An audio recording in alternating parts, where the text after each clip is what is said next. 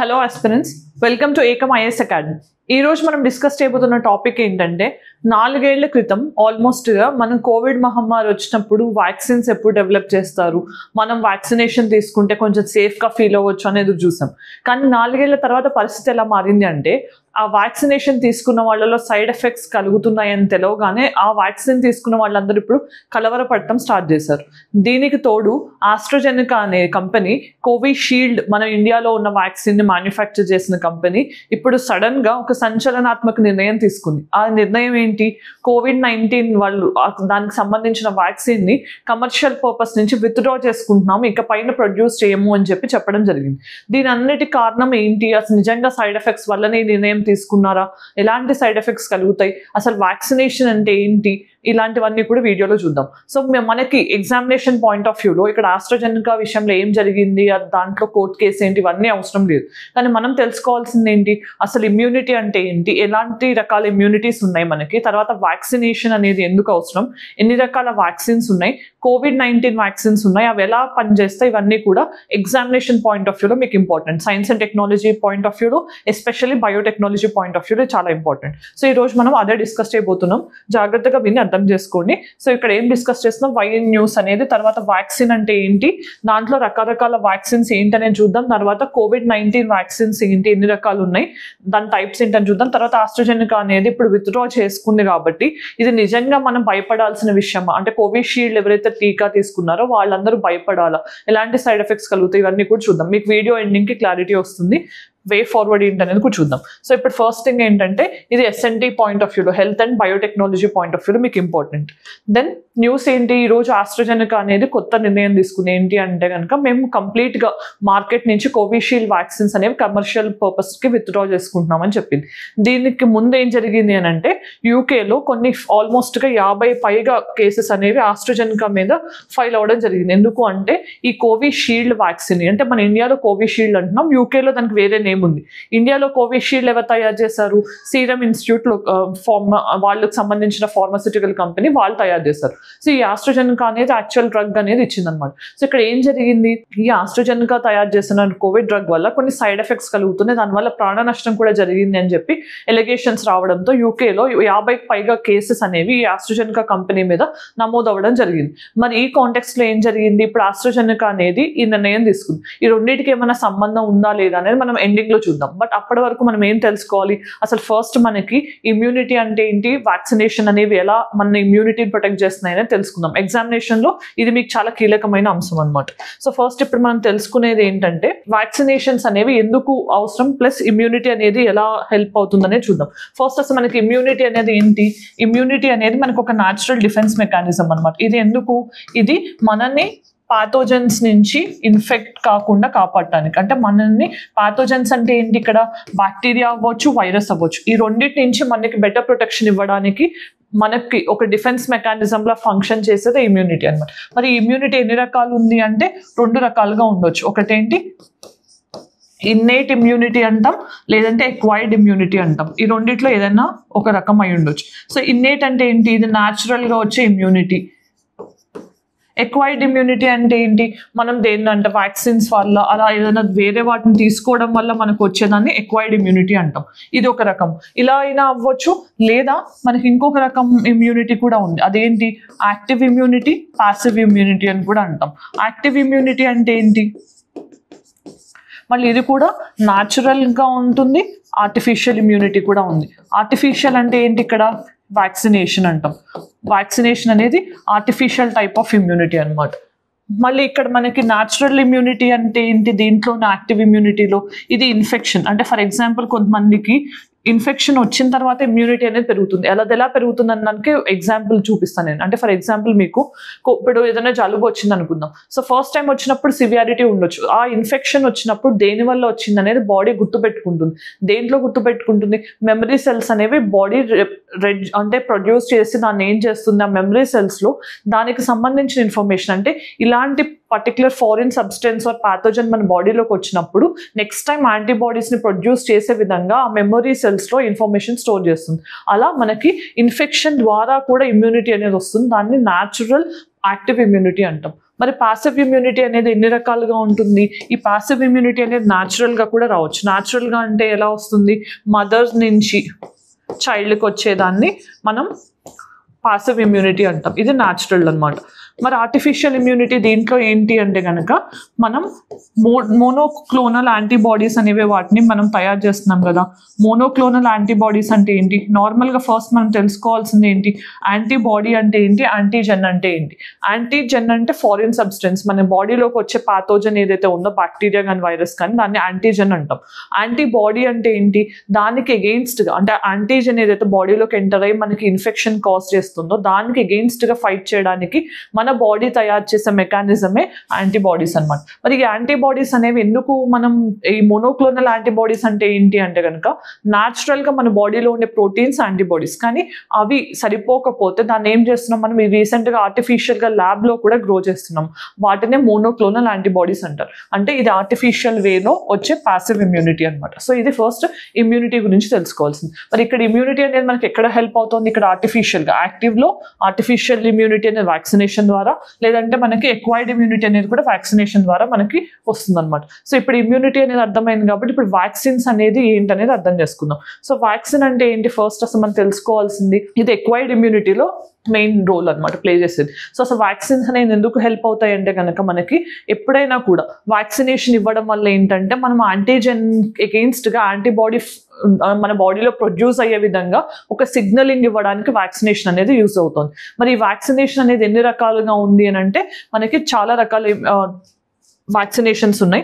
First అది ఏంటనేది అర్థం చేసుకుందాం. సో ఫస్ట్ ఇది ఎలా ఫంక్షన్ చేస్తుంది అని అంటే మన బాడీలోకి వచ్చిన వైరస్ కానీ బ్యాక్టీరియాని కానీ వాటిని జర్మ్స్ అంటాం. సో అవి ఇన్వేడ్ అవ్వగానే మన బాడీ గుర్తించి ఇన్ఫెక్షన్ అనేది వచ్చింది అని చెప్పి రికగ్నైజ్ చేస్తుంది. కానీ వెంటనే దానికి ట్రిగ్గర్ అయ్యేటట్టు ఇమ్యూన్ సిస్టమ్ని దాన్ని యాక్టివేట్ చేస్తుందా, దాన్ని ఫైట్ చేసే కెపాసిటీ ఉందా అంటే ఇనీషియల్గా ఫస్ట్ టైం ఆ ఇన్ఫెక్షన్ వస్తే కనుక ఉండదు.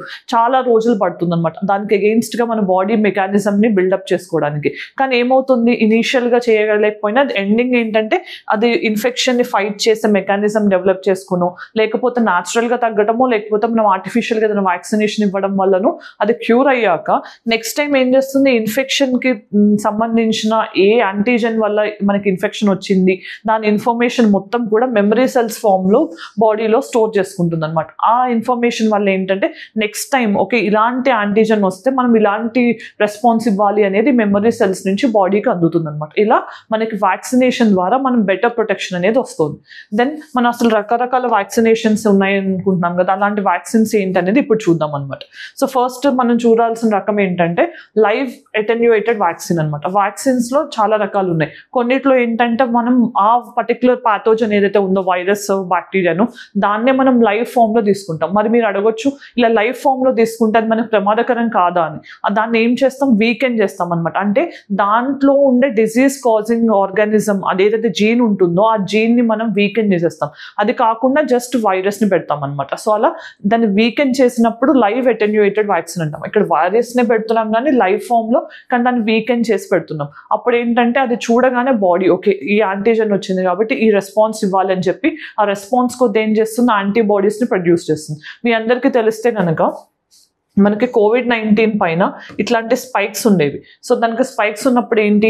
ఈ పర్టికులర్ స్పైక్ని చూడగానే ఓకే బాడీలో ఏంటంటే ఓకే ఏదో ఫారిన్ సబ్స్టెన్స్ అనేది మన బాడీలోకి వచ్చింది అనగానే మన ఇమ్యూన్ సిస్టమ్ ఏం చేస్తుంది? వెంటనే యాంటీబాడీస్ని ప్రొడ్యూస్ చేస్తుంది. ఈ యాంటీబాడీస్ని ప్రొడ్యూస్ చేయడం వల్ల ఈ యాంటీబాడీస్ అనేవి ఈ ఇన్ఫెక్షన్ మీద ఫైట్ చేసి మనకి ఆ ఇన్ఫెక్షన్ తగ్గించడంలో హెల్ప్ చేస్తాయి. సో ఇలా లైవ్ అటెన్యూయేటెడ్ వ్యాక్సిన్ అనేది హెల్ప్ చేస్తుంది. మరి ఇది ఇంత బాగున్నప్పుడు మనకి దీంతో ఉండే ప్రాబ్లం ఏంటి? మరి వేరే రకాల వ్యాక్సిన్స్ ఎందుకు కావాలి వస్తుంది అని అంటే ఈ లైవ్ అటెన్యూయేటెడ్ వ్యాక్సిన్ అనేది ఎవరికైతే ఇమ్యూన్ సిస్టమ్ వీక్గా ఉందో వాళ్ళ మీద ఎఫెక్టివ్గా పనిచేయలేకపోతుంది. ఎందుకు అంటే వాళ్ళ మీద కొన్ని సైడ్ ఎఫెక్ట్స్ కలగడం ఇలాంటివన్నీ కూడా నోటీస్ చేయడం జరిగింది. అందుకని ఈ లైవ్ అటెన్యూయేటెడ్ వ్యాక్సిన్ అనేది అన్ని రకాల పర్సన్స్కి ఇది ఎఫెక్టివ్గా పనిచేయట్లేదు అనమాట. సో ఎగ్జాంపుల్స్ ఏంటి? మనకి MMR మీసిల్స్, మమ్మల్స్, రుబెల్లా అనే వ్యాక్సిన్స్ ఉన్నాయి కదా, ఇవి మమ్స్, రుబెల్లా ఈ వ్యాక్సిన్కి ఇస్తున్నారు. MMRకి, చికెన్ పాక్స్కి కూడా ఇదే లైవ్ అటెన్యూయేటెడ్ వ్యాక్సిన్ ఇవ్వడం వల్ల మనం క్యూర్ అనేది తెచ్చుకుంటున్నాం అని.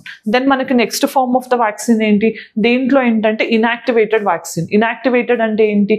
దీన్ని డెడ్ వ్యాక్సిన్ అంటాం. అంటే కిల్ ఆ వ్యాక్సిన్లో ఉన్న జర్మ్ ఏదైతే ఉంటుందో, సరే ఫర్ ఎగ్జాంపుల్ వైరస్ బ్యాక్టీరియాలో పాథోజన్ ఉంటుంది కదా, దాన్ని చంపేసి కిల్డ్ ఫామ్లో దాన్ని మన బాడీలోకి పంపిస్తున్నాం అనమాట. దానివల్ల ఏంటంటే దాన్ని చూడగానే బాడీ మళ్ళీ యాంటీబాడీస్ని ప్రొడ్యూస్ చేస్తుంది.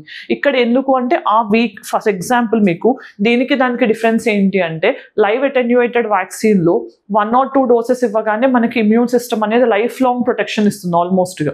కానీ నార్మల్గా వీకెండ్ దాంట్లో ఏంటంటే అక్కడ మెయిన్ ప్రాబ్లం ఏంటి, వీక్ ఇమ్యూన్ సిస్టమ్ ఉన్న వాళ్ళకి అది ఎఫెక్టివ్గా పనిచేయట్లేదు. ఇది వీక్ ఇమ్యూన్ సిస్టమ్ ఉన్నా లేకపోయినా కొంచెం ఎఫెక్టివ్నెస్ దాంతో పోలిస్తే ఎక్కువే ఉంటుంది.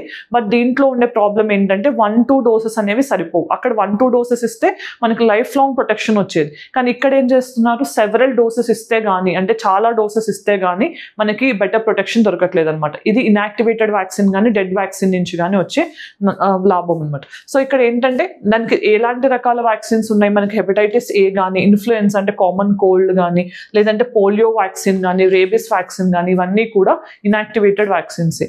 దెన్ మనకు ఉన్నది ఏంటి, సబ్ యూనిట్ వ్యాక్సిన్ అనమాట. సబ్ యూనిట్ వ్యాక్సిన్ అంటే చాలా సింపుల్. దీంట్లో ఏంటంటే ఇప్పుడు మనకు COVID-19 ఉంది కదా, దీంట్లో ఏంటి మిగతా వాటిల్లో మొత్తం దీన్ని ఇన్యాక్టివేటెడ్ ఫామ్లో అంటే చంపి కిల్డ్ ఫామ్లో కానీ లేదంటే లైవ్ ఫామ్లో దాన్ని వీకెండ్ చేసి కానీ పంపించాం.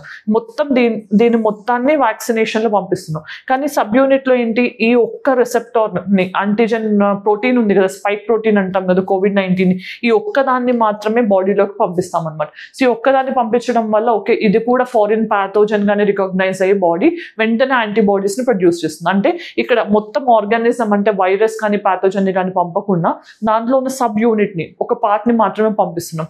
దానివల్ల ఏమవుతుంది, వెంటనే మన డిఫెన్స్ మెకానిజం అనేది యాంటీబాడీస్ని ప్రొడ్యూస్ చేయడం వల్ల కూడా మనకి బెటర్ ఇమ్యూనిటీ అనేది దొరుకుతుంది. సో దీనికి ఎలాంటి వ్యాక్సిన్స్కి ఇచ్చాం, ఇది పర్చ్యూసెస్ వూఫిన్ కాఫ్ అంటాం.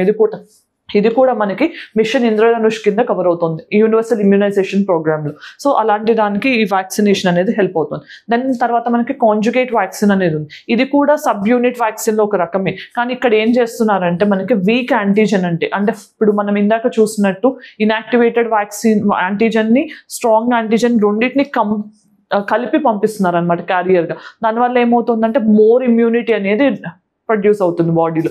సో ఎప్పుడైనా కూడా అంటే మనకి జనరల్గా స్ట్రాంగర్ రెస్పాన్స్ కావాలనుకున్నప్పుడు, ఇన్ఫెక్షన్ లెవెల్స్ ఎక్కువ ఉన్నాయి అనుకున్నప్పుడు ఇలాంటి వ్యాక్సిన్స్ని ఇస్తున్నారు అనమాట. Hepatitis B, HPV vaccine, human papilloma virus మీకు తెలిసింది, రీసెంట్గా సర్వోవాక్ అనేది ఇంట్రడ్యూస్ చేసాం. సో న్యూమోకోకల్ వ్యాక్సిన్ కానీ ఇలాంటివన్నీ కూడా రీసెంట్గా స్ట్రాంగర్ రెస్పాన్స్ ఇవ్వాలనుకున్నప్పుడు వీక్ యాంటీజెన్ని స్ట్రాంగ్ యాంటీజెన్ని కలిపి క్యారియర్గా పంపించడం జరుగుతుంది. అది కాంజుగేట్ వ్యాక్సిన్స్లో. దెన్ ఇప్పుడు COVID-19 టైంలో వాడిన వ్యాక్సిన్స్ ఏంటనే డిస్కస్ చేద్దాం. ఇప్పటి వరకు చూసిన వ్యాక్సిన్స్ ఏంటి, అవి జనరల్గా నార్మల్ అన్ని రకాల జబ్బులకి ఎలాంటి రకాల ప్రాథమిక టైప్స్ ఉన్నాయి అనేది డిస్కస్ చేసాం. ఇప్పుడు ఏం చూద్దాం మనం, COVID-19లో ఉన్నది ఫస్ట్ రకం ఏంటి, హోల్ వ్యాక్సిన్ అంటాం. హోల్ వ్యాక్సిన్ అంటే ఏంటి, హోల్ వైరస్ అంటే ఇక్కడ మొత్తం లైవ్ అటెన్యూయేటెడ్ వ్యాక్సిన్ని కానీ ఇన్యాక్టివేటెడ్ వైరస్ని కానీ పంపిస్తారనమాట. అంటే మొత్తం వైరస్లో రిసెప్టర్ ఒకటి ప్రోటీన్ ఒకటో కాకుండా మొత్తం వైరస్ని వీకెండ్ చేసో లైవ్ ఫామ్లో వీకెండ్ చేసిన ఫామ్లో కానీ పంపిస్తున్నారు. సో దీనికి ఎగ్జాంపుల్ ఏంటి, కోవాక్సిన్ అనేది ఎవరు ప్రొడ్యూస్ చేశారు, ఎవరు మ్యానుఫ్యాక్చర్ చేశారని మీకు తెలిస్తే కామెంట్ సెక్షన్లో చెప్పండి. తర్వాత దీంట్లో ఏంటి, ఇక్కడ కన్వెన్షనల్ స్టోరేజ్ సరిపోతుంది అనమాట. నార్మల్గా వ్యాక్సిన్స్ని ఎలా ప్రిజర్వ్ చేస్తారు కూల్ టెంపరేచర్స్లో, అది సరిపోతుంది. సో దీనివల్ల మనకి పెద్ద ప్రాబ్లం లేదు. కానీ నెక్స్ట్ మనకు ఉన్నది ఏంటి, ప్రోటీన్ సబ్ యూనిట్ వ్యాక్సిన్. ఇందాకే మనం సబ్ యూనిట్ వ్యాక్సిన్ అంటే ఏంటో చూసాం కదా. ఇప్పుడు COVID-19లో నేను చెప్పినట్టు స్పైక్ ప్రోటీన్ ఈ మొత్తాన్ని ఇంతకు ముందు దాంట్లో పంపించేవాళ్ళు. ఇప్పుడు ఏం చేస్తున్నాం, ఓన్లీ ఈ పర్టికులర్ స్పైక్ ప్రోటీన్ మాత్రమే బాడీలోకి పెడుతున్నాం అనమాట. దానివల్ల ఏమవుతుంది, వెంటనే యాంటీబాడీస్ అనేవి ప్రొడ్యూస్ అయ్యి డిఫెన్స్ మెకానిజం వర్కౌట్ అవుతుంది. సో ఇలా కాకపోతే ఇది ఏంటంటే ఇక్కడ ఎక్స్పెన్సివ్. ఎందుకు అంటే దీన్ని మనం ఇంజనీర్ చేసి పంపించడం కానీ, దాంతోపాటు దీన్ని స్టోరేజ్ కూడా కొంచెం అవసరం అనమాట. అంటే స్టోరేజ్కి కూడా కొంచెం కేర్ చేయాల్సి ఉంటుంది. ప్లస్ బూస్టర్ డోసెస్ అనేది కూడా ఇలాంటి వ్యాక్సిన్స్కి అవసరం. సో ఎలాంటి వాటికి ఇచ్చాం, నోవావాక్స్ అనేది కానీ, HPV వ్యాక్సిన్ కానీ, హెపటైటిస్ బి కానీ, ఇవన్నీ కూడా ప్రోటీన్ సబ్ యూనిట్ వ్యాక్సిన్స్ అనమాట. తర్వాత మనకి mRNA వ్యాక్సిన్స్ ఉన్నాయి. mRNA అంటే ఏంటి, ఫస్ట్ అసలు mRNA అంటే మీకు తెలవాల్సింది మనకి మెసెంజర్ RNA ఫామ్ అసలు మెయిన్ దాని పర్పస్ ఏంటి అంటే కనుక డిఎన్ఏలో ఉన్న ఇన్ఫర్మేషన్ని అది ఎక్కడికి తీసుకెళ్ళాలి, మనకి రైబోసోమ్స్కి తీసుకెళ్ళాలి. డిఎన్ఏ అనేది న్యూక్లియస్లో ఉంటుంది. మీకు సింపుల్గా అర్థం కావాలంటే మనకి ఇది ఒక సెల్ అయితే దీంట్లో ఒక న్యూక్లియస్ ఉంటుంది. ఇక్కడ ఏముంటుంది, ఇక్కడ అదంతా కూడా మనకి సైటోప్లాజం ఉంటుంది అనమాట. ఈ సైటోప్లాజంలో మనకు రైబోజోమ్స్ ఉంటాయి. ఈ రైబోజోమ్స్లో ప్రోటీన్స్ సింథసిస్ అవుతుంది అనమాట. సో ఇక్కడ డిఎన్ఏలో ఉన్న ఇన్ఫర్మేషన్ని ఇక్కడికి తీసుకెళ్లడమే ఎంఆర్ఎన్ఏ రోల్ అనమాట. సో అలానే ఇక్కడ ఈ వ్యాక్సిన్లో ఎంఆర్ఎన్ఏ ఏం చేస్తుంది, మనకి ఎంఆర్ఎన్ఏ దాంట్లో మనకి ఇప్పుడు ఈ స్పైక్ ప్రోటీన్ ఉందనుకుందాం. ఈ స్పైక్ ప్రోటీన్ని మనం వ్యాక్సినేషన్లో వాడుతున్నప్పుడు దీంట్లో జీన్ని ఐడెంటిఫై చేసి ఆ జీన్ని ఎంఆర్ఎన్ఏలో ఇంట్రడ్యూస్ చేసి ఈ ఎంఆర్ఎన్ఏని మనం ఒక సెల్లోకి పంపిస్తాం అనమాట, హ్యూమన్ సెల్లోకి. ఆ హ్యూమన్ సెల్లోకి పంపించడం వల్ల ఏమవుతుంది, ఇమీడియట్గా సెల్ అనేది యాంటీబాడీస్ని ప్రొడ్యూస్ చేసి బాడీలో మీ డిఫెన్స్ మెకానిజంని యాక్టివేట్ చేయండి, బాడీకి బాడీలోకి యాంటీజెన్స్ వచ్చాయి, సో మీరు యాంటీబాడీస్ని ప్రొడ్యూస్ చేయండి అని ఈ ఎంఆర్ఎన్ఏ ద్వారా సెల్స్ యాక్టివేట్ అయ్యి యాంటీబాడీస్ని ప్రొడ్యూస్ చేయడం జరుగుతుంది. ఇది ఎంఆర్ఎన్ఏ రోల్ అనమాట. అంటే ఎంఆర్ఎన్ఏ అనేది ఏం చేస్తుంది, ఇక్కడ స్పైక్ ప్రోటీన్ ఏదైతే COVID-19లో ఉందో దాంట్లో నుంచి డిఎన్ఏ జీన్ని తీసుకుని దాన్ని క్యారీ చేసి ఎవరికి పంపిస్తుంది, హ్యూమన్ సెల్స్లోకి పంపిస్తుంది. దానివల్ల ఏమవుతుంది, సెల్స్ అనేవి యాంటీబాడీస్ని ప్రొడ్యూస్ చేస్తున్నాయి. సో ఇది ఎంఆర్ఎన్ఏ రోల్ అనమాట. సో ఇక్కడ యాంటీబాడీస్ని ప్రొడ్యూస్ చేసేటట్టు ఇది ఈజీ అండ్ చీపర్, కానీ ఇది 1980s నుంచి కూడా మనకి యూస్లో ఉన్నా కూడా దీనివల్ల కొన్ని మెయిన్ డిసడ్వాంటేజెస్ ఏంటి అంటే కనుక ఎక్స్ట్రీమ్ కోల్డ్ స్టోరేజ్లో కావాల్సి ఉంటుంది. అంటే -70 టెంపరేచర్లో మాత్రమే దీన్ని ప్రిజర్వ్ చేయగలం. సో ఇండియా లాంటి కంట్రీస్లో కొంచెం ఇన్ఫ్రాస్ట్రక్చర్ కానీ క్లైమేట్ కండిషన్స్ వల్ల కానీ ఇది కొంచెం కష్టం. సో రీసెంట్గా మీకు తెలిస్తే 2023లో నోబెల్ ప్రైజ్ ఇన్ మెడిసిన్ కూడా ఎంఆర్ఎన్ఏ వ్యాక్సిన్ డెవలప్మెంట్లో హెల్ప్ చేసిన 2 సైంటిస్టులకు ఇచ్చారు. ఆ 2 సైంటిస్టుల పేరు మీకు గుర్తుంటే కనుక కామెంట్ సెక్షన్లో చెప్పండి. సో ఇక్కడ ఫైజర్ కానీ మోడర్నా కానీ ఈ కంపెనీస్ COVID-19కి సంబంధించిన వ్యాక్సిన్స్ని డెవలప్ చేశాయి కదా, అవి ఎంఆర్ఎన్ఏ వ్యాక్సిన్స్ అనమాట. దాని తర్వాత మనకు ఉన్న నెక్స్ట్ టైప్ ఏంటి, వైరల్ వెక్టర్ వ్యాక్సిన్. సో ఇక్కడ వెక్టర్ అంటే ఏంటి, ఒక క్యారియర్ వెహికల్ లాంటిది అనమాట. సో ఇక్కడ ఏం చేస్తున్నాం, ఇందాకటి వరకు మనం ఎంఆర్ఎన్ఏని పంపించాం, అంతకుముందేమో ఇన్యాక్టివేటెడ్ వ్యాక్సిన్ని కానీ లేకపోతే వీకెండ్ వైరస్ని కానీ పంపించాం కదా. కానీ ఇప్పుడు ఏం చేస్తున్నాం, ఈ వెక్టర్ ద్వారా ఏం పంపిస్తున్నాం, ఒక వైరస్ని పంపిస్తున్నాం బాడీలోకి. ఏ వైరస్ అది, ఎడినో వైరస్ అంటే చాలా వీకెండ్ వైరస్ అనమాట. నార్మల్ కోల్డ్ కాజ్ చేసే వైరస్ని ఎడినో వైరస్ అంటాం. సో దాన్ని బాడీలోకి పంపించడం వల్ల ఈ ఇన్ఫెక్షన్ అంటే ఈ పర్టికులర్ వ్యాక్సిన్ ఫామ్లో ఎడినో వైరస్ అనే దాన్ని పంపించడం వల్ల బాడీ ఏం చేస్తుందనంటే ఏదో వైరస్ అనేది ఇన్ఫెక్ట్ అవుతుంది బాడీకి అని చెప్పి వెంటనే యాంటీబాడీస్ని ప్రొడ్యూస్ చేస్తుంది. కాకపోతే ఇక్కడ మనం పంపించే వైరస్ ఏంటి, ఎడినో వైరస్ అనేది చాలా హార్మ్లెస్ వైరస్ అనమాట. దానివల్ల కూడా మన బాడీ ఇమ్యూన్ సిస్టమ్ అనేది ట్రిగ్గర్ అవుతుంది, అలా యాంటీబాడీస్ ప్రొడ్యూస్ అవుతున్నాయి. సో ఇది ఈ పర్టికులర్ టైప్. దీంట్లో కూడా కన్వెన్షనల్ కోల్డ్ స్టోరేజ్ సరిపోతుంది అనమాట. ఫస్ట్ హోల్ వైరస్ చూసాం కదా, దానిలానే ఇది కూడా నార్మల్ స్టోరేజ్ ఫెసిలిటీస్తో ఉంచవచ్చు. దానివల్ల కోవిషీల్డ్ కానీ రష్యా స్పుత్నిక్ వ్యాక్సిన్ కానీ ఈవెన్ ఎబోలా వైరస్కి సంబంధించిన వ్యాక్సిన్ కూడా ఇలా తయారు చేసిన వ్యాక్సిన్స్ అనమాట, వైరల్ వెక్టర్ వ్యాక్సిన్స్. సో ఇప్పుడు కోవిషీల్డ్ గురించి కాంట్రవర్సీ అంతా. మరి ఆస్ట్రాజెనెకా అనేది ఇప్పుడు రీసెంట్గా ఎందుకు విత్డ్రా చేసుకుంది అని అంటే, నేను ఇందాక చెప్పినట్టు ఆస్ట్రాజెనెకా ఎఫిషియన్సీ మీద క్వశ్చన్ వచ్చిందనమాట. అంటే ఈ కోవిషీల్డ్ తీసుకున్న వాళ్ళ మీద బ్లడ్ క్లాట్ అవుతున్న ప్రాబ్లమ్స్ స్పాట్ చేస్తున్నారని, కొంతమంది చనిపోయారని కూడా డిఫరెంట్ కేసెస్ రికార్డ్ అవుతున్నాయని యూకే కోర్ట్స్లో దీని మీద కేసు ఫైల్ చేశారు. సో ఇప్పుడు మీరు అప్పటి నుంచి వర్రీ అవ్వాల్సిన అవసరం లేదు, ఎందుకంటే ఆల్మోస్ట్గా ఇండియాలో 80 crore people 2 doses of Covishield తీసుకున్నారు. అంటే చాలా మంది, ఆల్మోస్ట్గా దేశంలో సగం మందికి పైగా 80 crore పీపుల్ అంటే కోవిషీల్డ్ వ్యాక్సినేషన్ తీసుకున్న వాళ్ళు. కానీ అప్పటి నుంచి ఇది హైడ్ చేశారు ఆ ఇన్ఫర్మేషన్ అంటే లేదు. ఆ వ్యాక్సినేషన్ వెనక కూడా వాళ్ళు క్లియర్గా మెన్షన్ చేశారు, కొన్ని కేసెస్లో మాత్రమే ఈ బ్లడ్ క్లాటింగ్ అనేది అబ్జర్వ్ చేస్తున్నాము, అందరికీ ఇలాంటిది కనపడాలని ఏం లేదు అని.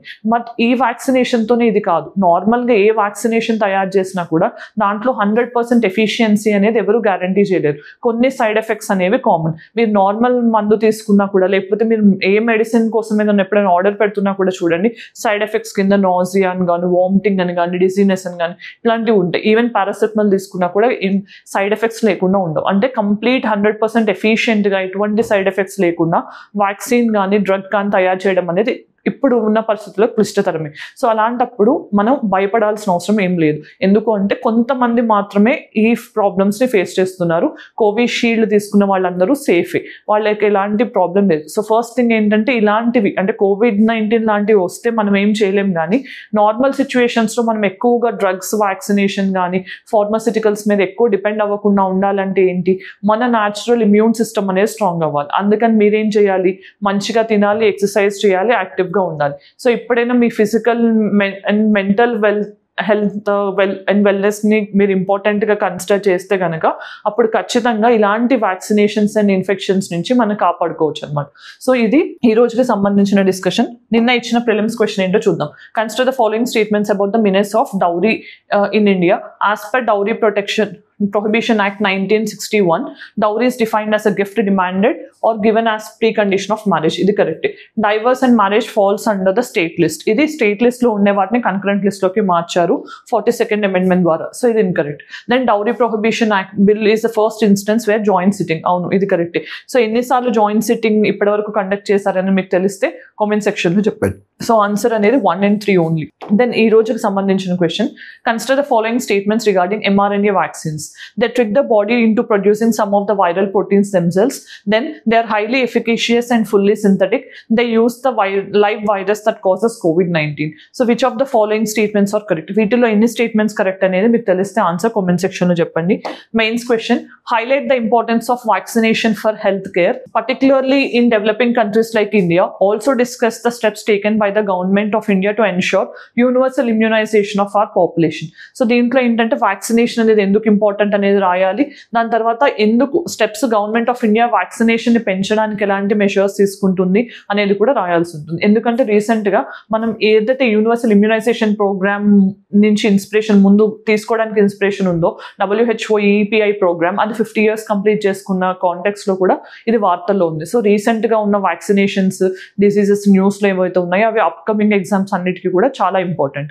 మనం మరి వీడియో ఎండింగ్ లో ఇప్పుడు ఏం డిస్కస్ చేస్తామనేది క్విక్ గా రివైజ్ చేద్దాం. సో ఈ రోజు ఆస్ట్రాజెనెకా అనేది కోవిడ్ షీల్డ్ వ్యాక్సిన్ ని ఏదైతే ఇంట్రడ్యూస్ చేస్తుందో మార్కెట్లోకి దాన్ని విత్డ్రా చేసుకుంటున్నామని చెప్పడం జరిగింది.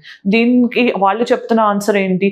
మేము మా మీద కేసు ఫైల్ అవ్వడము, మేము విత్డ్రా చేసుకోవడం, ఈ రెండు కూడా యాదృచ్ఛికంగా జరిగాయి కానీ ఇవి ఇంటెన్షనల్ గా జరుగుతున్న పరిస్థితులు కాదు అని చెప్పి దానికి గల కారణాలు ఏంటనేది కమర్షియల్ పర్పసెస్ మాత్రమే చెప్పారు వాళ్ళు. సో ఇక్కడ ఈ కాంటెక్స్ట్ మనం ఏం చూసాం, అసలు ఇమ్యూనిటీ అంటే ఏంటి, వ్యాక్సినేషన్స్ ఎన్ని రకాలు ఉంటాయి, COVID-19 వ్యాక్సిన్స్ ఏంటి, అవి ఎలా ఫంక్షన్ చేస్తున్నాయి అనేది చూసాం. దాంతోపాటు ఆస్ట్రాజెనెకా రివర్స్ లో విత్డ్రా చేసుకోవడానికి గల కారణాలు ఏంటి, ప్రిలిమ్స్ క్వశ్చన్స్ తో పాటు డిస్కస్ చేయడం జరిగింది. ఇది ఈ రోజుకి సంబంధించిన video discussion. Thank you for watching. Have a great day.